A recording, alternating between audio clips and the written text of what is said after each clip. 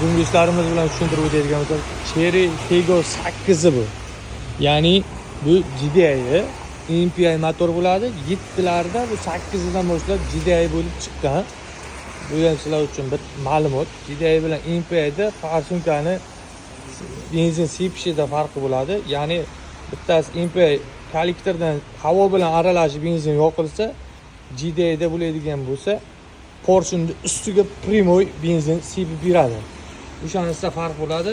Buni farqi shu nima ustunlik tomoni bor deydigan bo'lsalaring, GDI motorlar ancha aqlli, ancha tez yuradi, lekin 100% benzinda harakatlanmaydi. Benzin, misol uchun gaz quyiladigan bo'lsa, benzin ham qo'shib yoqadigan motorlardan hisoblanadi GDIlar.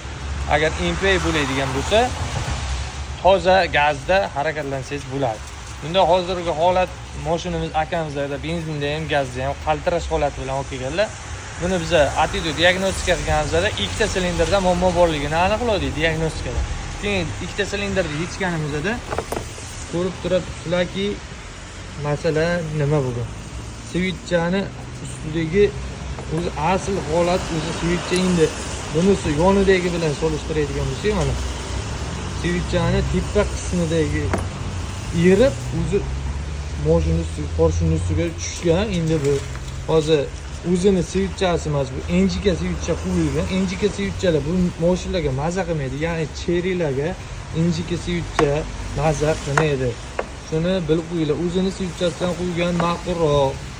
Shunisiga e'tibor beringlar. Mana shunaqa erib porshunni ustiga tushadigan bo'lsa, ortiqcha xarajatga tushib qolishlaring mumkin. Cherysi bor tanishlarga jo'natib qo'yinglar, zero foydali bo'lib qoladi. Sababi mana hozirgi holatda mashina umuman ishlamayotdi. Hozir endi buni switchasini qo'yamiz. Yana bir qator diagnostika qilamiz. Sababi bu mana bu narsa tushgandan keyin nima bo'lgan oxir taqdiri. Buni aniqlik kiritish kerak. Motorni stabilni ishlaydigan holatga keltiramizda, keyin akamizga ruxsat beramiz. Shu xizmatlar bo'yicha ham o'zimizga kelavasizlar. Cheryda programma xizmatlari, tabloda ballonlarni yonib qoladi, znachoklari, ularni o'chirib berish xizmatlari va boshqa turdagi xizmatlarni barchasini o'zimiz qo'ldan kelgancha qilib beramiz. Sog' bo'linglar.